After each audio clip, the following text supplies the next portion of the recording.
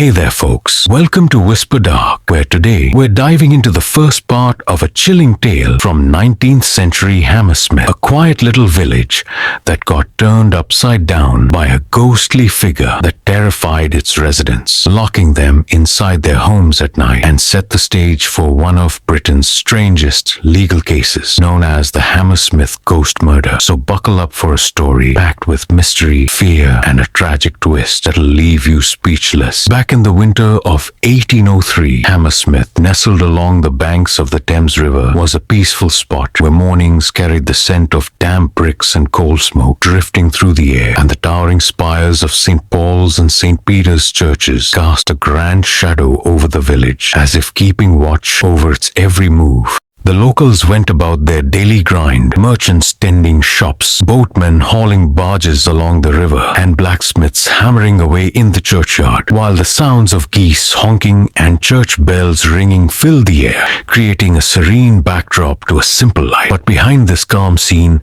lurked a dark secret that came alive in the foggy nights of the graveyard, where something eerie stirred. The cemetery, tucked between St. Paul's and St. Peter's, was known for its old shallow graves, many unmarked, and at night mist would rise from the river and cling to the tombstones like a ghostly veil draped over the dead. The lane next to it, Black Lion Lane, was shrouded by thick bushes, making it the darkest, creepiest street in Hammersmith, with sparse lanterns and muddy paths that turned pitch black after sunset. Tree branches hung low, deepening the shadows, and folks hurried to their homes or the nearest tavern as soon as the sun dipped below the horizon, because Hammersmith, though close to London, was far enough that the city's smoke was just a haze on the skyline, a place where fields and orchards still thrived, but where something unnatural seemed to roam in the dark. By November 1703, as winter tightened its grip, whispers started spreading among the villagers about a strange figure lurking in the cemetery at night, a white shape that moved like a shadow, and people began calling it a ghost, believed to be the restless spirit of a man who'd taken his own life a year earlier and was buried in holy ground, which local superstitions deemed a bad omen. They said this ghost slipped through the gravestones of St. Paul's and St. Peter's, drifted down Black Lion Lane, and struck without warning, vanishing into thin air, some claiming it looked like a headless horse, others swearing it had horns and glassy eyes, or even breathed fire and sank into the ground, and a few even said it resembled Napoleon himself. These conflicting stories fueled the belief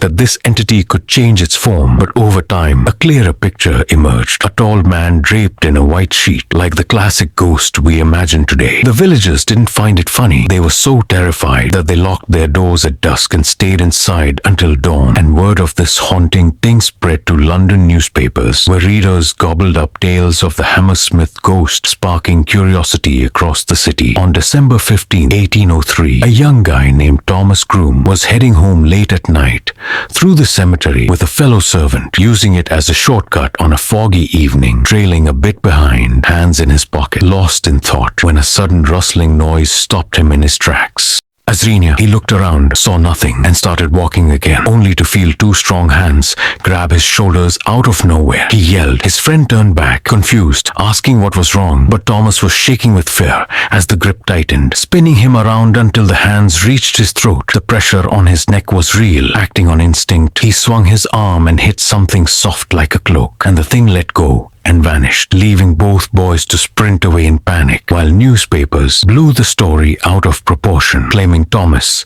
was attacked by a horned, hoofed creature and was bedridden for days, feeding into rumors of a shape-shifting ghost. One night, past 10 o'clock, a pregnant woman was passing by the cemetery, her mind buzzing with ghost stories, when she spotted movement near a tombstone. She quickened her pace, but a white figure rose and moved toward her. She screamed and tried to run, but it closed in fast, grabbing her with icy hands. She fainted, and hours later, two drunken men found her and took her home. She told them something emerged from a grave and touched her. The legend has it she went to sleep that night and never woke up, amplifying the village's terror. Coach drivers weren't spared either. One saw a white figure dart toward him in a lane at night, stopped his horses, but fled in fear, abandoning his coach, while in another case, horses spooked by the ghost galloped for a mile, and in a comical incident, a driver ditched a coach with 16 passengers after spotting the figure, leaving them stranded in the dark. Some incidents were mix-ups, like a chimney sweep who saw a weird shape floating under a tree, raised his stick and told it to behave, only to realize it was a couple hiding under a coat. He bolted in embarrassment. A local boy working for a butcher was caught hiding in the cemetery, dressed in a maid's clothes, admitting he wanted to scare